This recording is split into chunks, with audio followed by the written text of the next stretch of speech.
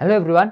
आज चाहिँ हामी फेरि ऱ्यासनल एक्सप्रेसनकै क्वेसन इक्जाम्पल नम्बर 7 लिएर आइसकेका छौँ। यसलाई चाहिँ हामी सल्भ गर्न गइरहेका छौँ। अब यो टर्मलाई चाहिँ हामीले के गर्नु छ, मिडल टर्म स्प्लिट गर्न सकिँदैन, किनकि 4लाई हामीले टुक्राएर के गर्नु छ, 2मा ल्याउन सकिँदैन। त्यही भएर चाहिँ यसलाई चाहिँ हामी फेरि अहिलेको एलसिएम लेख्छौँ। एलसिएम लेखेपछि चाहिँ अनि अगाडिको क्वेसनहरू जस्तै नै हो यो क्वेसन भने, है त। जस्तै अब के गरौँ, एलसिएम हाम्रो भनेको चाहिँ y² - 2y + 4, यतापट्टि के हुन्छ y² + 2y + 4 भयो होइन।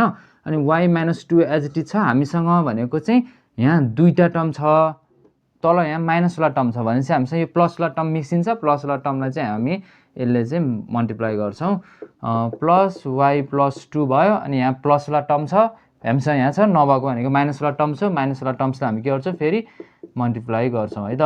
अनि बाँकी रहेको यतापट्टि के छ, -16y4 + 4y² + 16, है। अब चाहिँ हामी माथिकोलाई खोल्छौँ होइन, तलकोलाई पनि खोल्छौँ। अब गर्दै गर्दै गइसकेपछि चाहिँ तिमीलाई के पनि थाहा हुन्छ भन्दा, यो सल्भ गर्दाखेरि चाहिँ यो यतातिर यस्तो आहा भने चाहिँ यतातिर समथिङ एक ठाउँ यो माइनस हुँदैन, अनि त्यसपछि हुन्छ भन्ने चाहिँ गर्दा गर्दै थाहा हुन्छ। तर पनि मैले यसलाई फेरि यस्तै सल्भै गरेर त्यस्तै फर्ममा लेखेर म 1 2 स्टेप बाई स्टेप नै गरिदिन्छु, त्यो चाहिँ पर्दैन। अब यसलाई चाहिँ हामी फेरि के गर्नु पऱ्यो, मल्टिप्लाई गर्नु पऱ्यो, है। यो y टर्मले चाहिँ सबै टर्मलाई मल्टिप्लाई गर्नु पऱ्यो। यो -2ले चाहिँ फेरि सबै टर्मलाई के गर्नु पऱ्यो, मल्टिप्लाई गर्नु पऱ्यो। यतातिरको पनि यो y ले यो सबै टर्मलाई मल्टिप्लाई गर्नु पऱ्यो, यो +2ले सबै टर्मलाई मल्टिप्लाई गर्नु पऱ्यो, है त। अब यसलाई यो रब गरिदिन्छु, हेर्न सजिलो छ भनेर, है त। ल अब चाहिँ के गर्छु, y र y है, y र y2 भने के हो, 1 हुन्छ भनेको थिएँ नि मैले, y3 हुन्छ क्या यो चाहिँ, है। y3 हुन्छ, जस्तै y3 + 2y2 भयो, है। यहाँ 1 1 2 + 4y - 2y² - 4y - 4 2 8, -2 + 4 भने 8, है त। प्लस अब यसको टर्न, है त, सेम, है। मैले फास्ट गरेँ, y³ - 2y² + 4y + 2y² - 4y + 8 भयो। अनि त्यसपछि चाहिँ यत्रो गर्दाखेरि एक बोर्डै गयो। अनि y² - 2y + 4 y² + 2y + 4। अब तिमीहरूको यासी दिदाहरू गर्दाखेरि पनि एउटा कुनै यो दुइटा सल्भ गर्दा एउटा यत्रो पानै जान्छ क्या। पाना गइसकेपछि फेरि त्यो बाँकी रहेको यता यसरी लेख्ने चाहिँ होइन, त्यो बाँकी पनि रह नि त हाम्रो, लेख्दै नलेख्ने पनि होइन र यहाँ तल लेख्ने पनि होइन।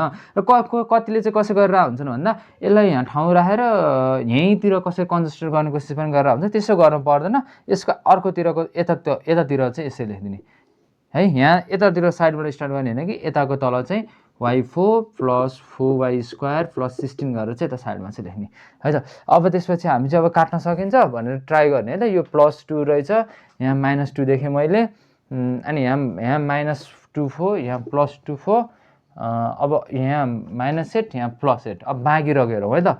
यहाँ y3 2y³, है त। 4y यतापट्टिको 4y र यो 4y पनि के गरेर काट्यो भनेपछि चाहिँ अब यता y³ गइसक्यो, 4y र 4y, यो 4y र यो 4y पनि काट्यो भनेपछि चाहिँ हामीसँग त बाँकी रह्यो के, त्यही y³ मात्रै, 2y³ मात्रै बाँकी रह्यो, होइन। अब त्यसपछि यसको पनि अब के भने ऐको हस्ते क्या।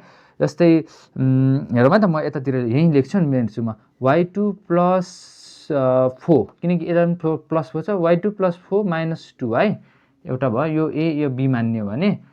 अनि अर्को भनेको के छ, y2 + 4 + 2y, यो ल हेर त, यो त सेम छ यहाँ पनि, यो 2y यसलाई मैले लेखेँ, अनि यो यता माइनस यो प्लस, यही हो फरक। मैले यसलाई a माने, यो एज इट इज छ, यसलाई b माने। अब यो त सेम हो नि त, यो a को a भनेको त्यही हो, a यो प्लस यो b, हेर त, a - b a + b, यो त के हुन्छ, a² - b² हुन्छ भनेपछि a मैले केलाई माने हो, y² + 4 लाई माने हो।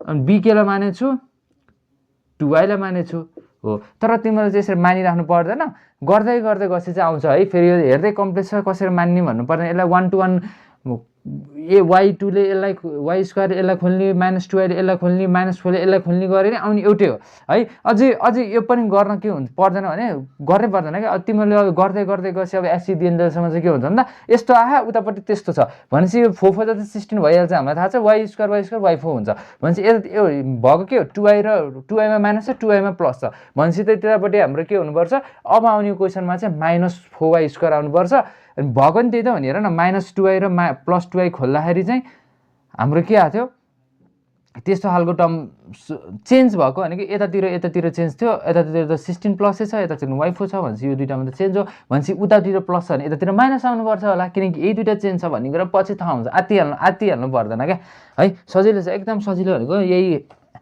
यिनीहरू मार्क्स पनि धेरै आउने र सजिलो पनि यो हो, त्यही भएर चाहिँ ल मैले चाहिँ गरिदिएको छु अहिले, तर पछि चाहिँ तिमीलाई थाहा नै हुन्छ कि अब कसरी गर्ने भन्ने मलाई भनिसकेँ है त। अब मैले के अरे वाई स्क्वायर प्लस यो 4 को होल स्क्वायर माइनस 2y को होल स्क्वायर एकैचोटि गरिदिएँ माइनस 16 है त, y4 plus 4y square plus 16 है।